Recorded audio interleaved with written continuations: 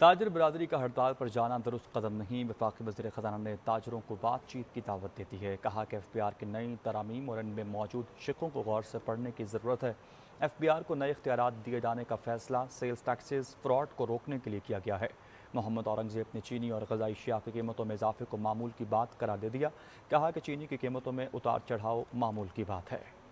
Overseas investor chamber of commerce and industry میں وزیر خزانہ نے صنعت کاروں اور ایکسپورٹر سے اہم ملاقاتوں کے بعد میڈیا سے گفتگو میں بتایا کہ موجودہ قانون میں سیل ٹیکس فراڈ کو روکنے کے لیے سخت سیف گارڈ شامل کر دیے گئے ہیں۔ 5 کروڑ روپے سے زائد کی بے ضابطگی کی صورت میں گرفتاری صرف کمشنر یا 3 رکنی ایف بی آر بورڈ کی منظوری کے بعد ہی ممکن ہوگی۔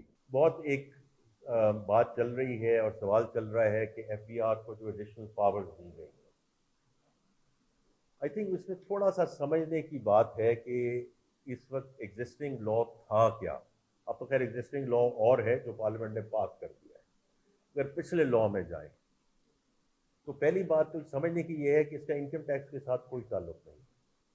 یہ سارا جو معاملہ ہے یہ سیلز ٹیکس فراڈ کا معاملہ ہے۔ وزیر خزانہ نے کہا کہ اے بی آر کے قوانین کے متعلق ابہام کو دور کرنے کے لیے بزنس کمیونٹی کے تحفظات پر حکومتی موقف واضح کرنے کے لیے بزنس کمیونٹی سے ملاقات کر کے انہیں اعتماد میں لیں گے۔ ملاقات بھی ہوگی ڈفرینٹ صدور کے ساتھ، تو ہم دوبارہ ان کی خدمت میں یہ پیش کریں گے کہ یہ کوئی ایسی چیز نہیں ہے کہ ہم نے اس کو بغیر سوچے سمجھے اس کو پارلیمنٹ نے اپروو کر دیا ہے۔ Lot of thought has gone into it in building the safeguard۔ چینی کی قیمتوں پر سوالات کیے گئے تو ان کا کہنا تھا کہ اشیاء ضروریہ کی قیمتوں کا تعین اکنامک کوآرڈینیشن کمیٹی کرتی ہے۔ انہوں نے دعویٰ کیا کہ جس طرح چاول اور مکئی کی ڈی ریگولیشن سے مارکیٹ میں استحکام آیا، چینی کی ڈی ریگولیشن سے بھی مسائل ختم ہو جائیں گے۔ At the ECC level as well ایز ویل ہم ان پرائسز کو منتھلی بیسس پہ مانیٹر کر رہے ہیں، اور نیشنل پرائسنگ مانیٹرنگ کمیٹی بھی ہے، بٹ ای سی سی بھی ہمیں ڈائریکٹ کیا گیا ہے بائی دا کیبنٹ کہ ان کو مانیٹر کریں اور جو بھی اسٹیپس لینے ہیں اس میں لیے جائیں۔